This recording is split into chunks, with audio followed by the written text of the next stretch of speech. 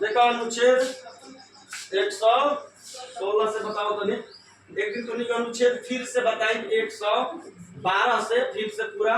बीच बीच में वो तो बड़े बड़े लिख लिख के कहू ना बताओ तो है ओकरा एक आओ समझे क्या एक दिन आओ हम बढ़िया से देखल है वो तो लिखा होगा फिर तो नहीं भुला जी बस नहीं ठीक ना। आजो पेपर हो बीपीएससी ईडी वाला ज्यादातर प्रश्न सब भारी होता है, एक को प्रश्न हल्का नहीं क्या हुआ बड़ी भारी है। फिर आई फिर वेगन जी के एक दिन पूछल जी मैथ तो ठीक ठाक बा मैथ बन जी मैथ बोलक तो बना दे बस, लेकिन जीके जीएस बड़ी हार्ड। जीके जीएस में अब ऐसा होता जान चलेगा करेंट अफेयर, वो करेंट अफेयर में ताजा वाला लिखे लो कि 2 साल पीछे के करेंट अफेयर है। अब 2 साल 1 साल पीछे के बड़ी मतलब करेंट अफेयर ना कह के आदमी जी कहीं कह दिए अब तो जीके बन जाता। अब ओकरा खातिर जिस हमने के बहुत रटत नहीं जानते काम नहीं रटे के, जब फार्म भराई के बेरा आई चाहे किताब किनल दिए किताब बस बेसी मत किनिए समझी के हो गए उससे तो बात ठीक बात ज्यादा ना ज्यादा किताब बताई कौन किने के बाद किनहू कोई तो देखा हमने के अनुच्छेद 116 देखल जी कल 115 तक बतैले रही ना बुझाली तो फिर हम एक से कहते नहीं 112 से 115 बताई गई। अग्रिम आपातकालीन अनुदान का प्रावधान करना, यानी अनुदान 2 प्रकार के, एक लेखा अनुदान एक प्रत्यानुदान। अनुच्छेद 116 इस शब्द जो लिखल रहा ना ये खातिर हम लिखी ना कि परीक्षा में ये लिख के पूछी हम एक बारे में समझाई ना, लेकिन पूछी कि प्रत्यानुदान लेखा अनुदान किस अनुच्छेद में है। अनुच्छेद 116 में ये ऑप्शन में सवाल ये रहे जो समझाई ना उस सवाल में ना रही। अब हम ये बताए कि लेखा अनुदान और प्रत्यानुदान हो का। लेखा अनुदान के मतलब होला अग्रिम, प्रत्यानुदान मतलब आपातकालीन अनुदान। देख लेखा अनुदान वो अनुदान होता है कि जब हमने के बजट लाइन से पढ़ते नहीं जा कि 112 बजट रहे पेश करे के, 113 में बतीले रही, फिर 114 बतैनी, इस सब में हमने के बजटे के बारे में पढ़ने जा कि 112 में 113 में बजट कैसे मांगल जी, 14 में कितना मांगब, 15 में कितना दी, फिर 15 में निकालब वो पैसा कैसे। अभी कहता 116 कि मान ले कि बजट बनेला 1 अप्रैल के, यानी अप्रैल में बजट बनेला 1 अप्रैल से चलेला 31 मार्च तक। अब जबकि बजट पेश हो जाला वार्षिक वित्तीय वार्षिक कब ला हमने के बनेला बजट, तो फरवरी महीना में बनेला, फरवरी में, यानी कोई फरवरी में बजट पेश कर दिलस। मान ले कि आज फरवरी साल रहे बजट पेश हो गई साल भर के,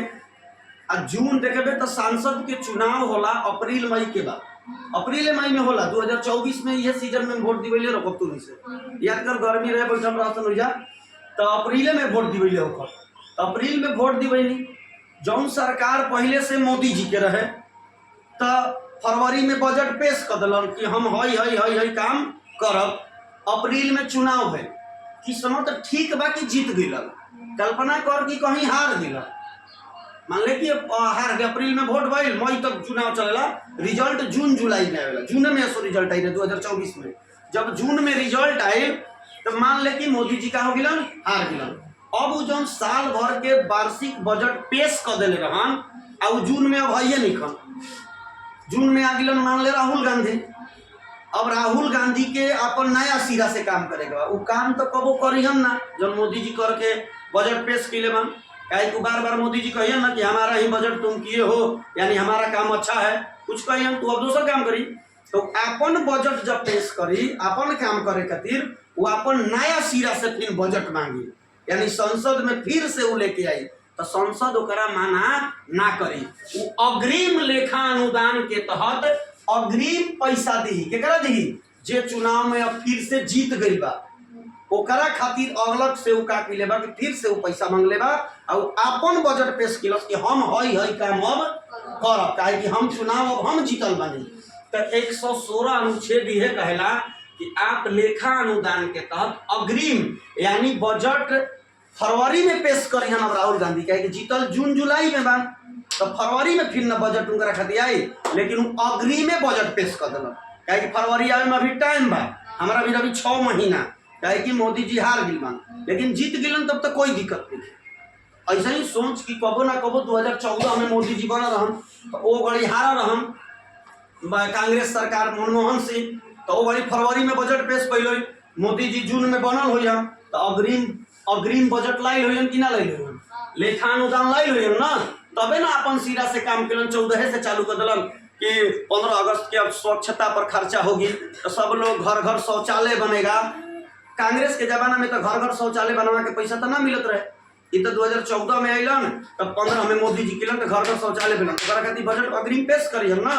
कैसे कर रहे तुझे भाई। तो लेखा अनुदान के मतलब ये भाई कि आप अग्रिम बजट यानी लेखा अनुदान के तहत पैसा मांग सकते हैं, और ये सारा पैसा कहाँ से आएगा? 2-3 दिन से बताओ तनी संचित निधि से ही पैसा आए, यानी संचित निधि धैल के ऊपर एकदम टन टन पैसा खर्चा करे वाला ऊपर सब। अब देख आपातकालीन या प्रत्यानुदान। आपातकालीन के मतलब बोला कि कुछ ऐसा सरकार के बजट बा जो जनता में निखन कहल चाहत, लेकिन तबो उनका पैसा चाहिए, जिसे बहुत कुछ के खर्च के पैसा संसद में कहल जाला, जो लाइव भी चलेला जनता भी जान जाला, लेकिन कुछ बजट ऐसा भी पेश होला जो हमनी के पता ना चली, ओकरा कहल जाला ब्लैंक चेक। मतलब वो लुका के सरकार करी,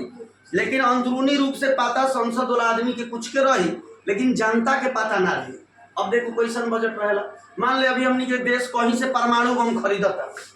तो हाला करके खरीदी पूरा देश में कि हम 4 गो परमाणु बम रूस ले खरीदता नहीं, जरा में कई 100 करोड़ रुपया लगता, जनता दिन भर घरे बैठ के बतन बेमतलब के खरीदता, खाली पैसा जियान कैले बा।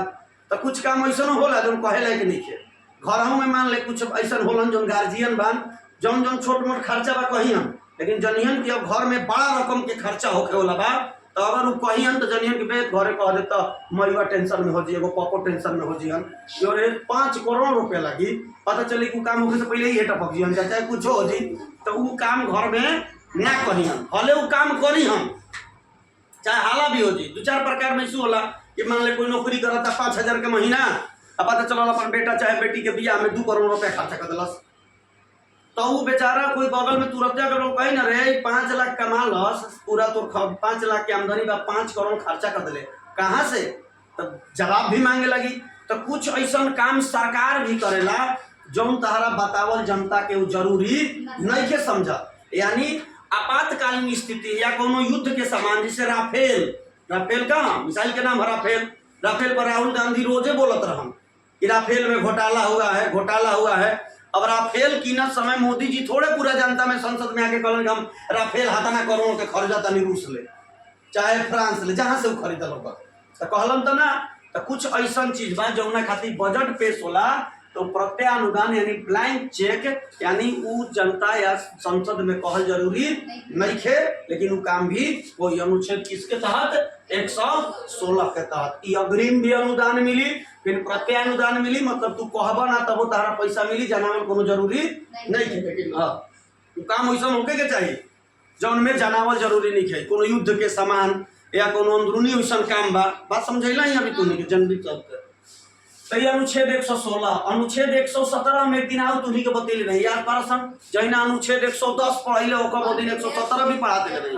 वो दिन रहे धन विधेयक आ बतैले रही 117 वित्त विधेयक, वही अनुच्छेद 117 वित्त विधेयक। तब वित्त विधेयक के लिए विशेष नियम है, वो दिन हम वित्त विधेयक के नियम है धन विधेयक इन्हें वित्त विधेयक लिख के बतैले रही। धन विधेयक केवल लोकसभा में पेश किया जाता है, जबकि धन विधेयक भी लोकसभा से ही पेश होला, लेकिन ये राज्यसभा में जाला। धन विधेयक राज्यसभा मानी या ना मानी 14 दिन में अपना मन लागू हो जाए, लेकिन वित्त विधेयक में राज्यसभा के राजी होकर जरूरी बा, बेराजी भइले ना होई। धन विधेयक के पुनः विचार खातिर राष्ट्रपति भी ना भेजे, लेकिन वित्त विधेयक पुनः विचार खातिर भेज सकेला, जबकि दोनों पैसा से ही है। वो धन विधेयक यो वित्त विधेयक मतलब फाइनेंस बताओ तो नहीं, धन आई तो वित्त मतलब कहाँ जाई, तो वो लोकसभा में ही आई। तो यह अब वित्त विधेयक के विशेष नियम बनावल गया बा, उहे विशेष नियम कि राष्ट्रपति के सिफारिश राष्ट्रपति पुनः विचार के लिए भेज सकता है। यह लोकसभा में ही आएगा, लेकिन राज्यसभा में भी जाएगा। लेकिन धन विधेयक और वित्त विधेयक दोनों लोकसभा में ही पेश होला, लेकिन धन विधेयक राज्यसभा में जाए, लेकिन 14 दिन में अपना मने लागू हो जी। लेकिन वित्त विधेयक राज्यसभा के सहमति होकर जरूरी बा, अनुच्छेद 117। अब अनुच्छेद 118 कहा प्रत्येक सदन को अपने नियम बनाने का अधिकार है। प्रत्येक सदन मतलब दू को सदन, एगो लोकसभा एगो लोकसभा के अपन संसद चलावे के वो अपन नियम बना सकेला, राज्यसभा अपन चलावे खातिर वो अपन नियम बना सकेला। अब वो नियम जो कुछ भी हो के संसद में, कब संसद खुली, जैसे कोनो स्कूल बा, एक स्कूल के अपन नियम बा कि तू स्कूल अपन समय पर तू खोलबे, तू अपन स्कूल में का नियम लगाओ तारे तू समझ, तोर छूट बा, कोई दोसर कोई में हस्तक्षेप ना करी। ये कहले अनुच्छेद 118 के तहत कि प्रत्येक सदन को अपने नियम बनाने का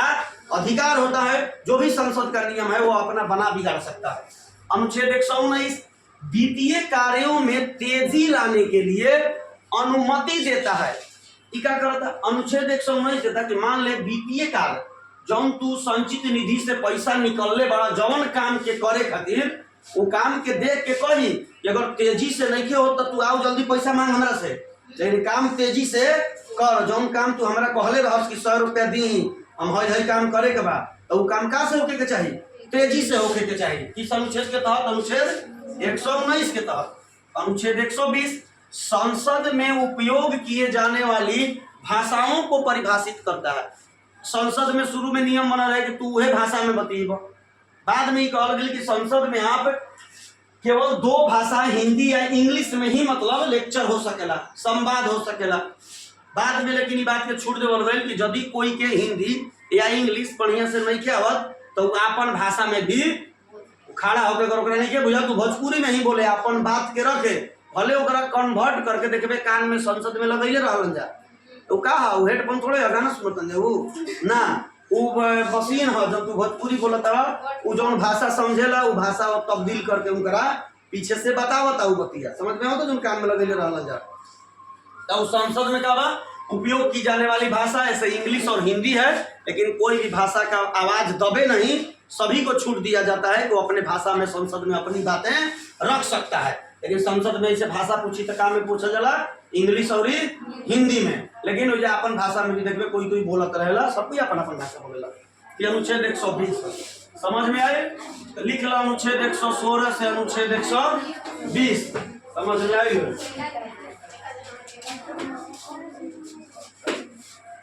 क्या सुबह से खाना बन रहा है अपना मन से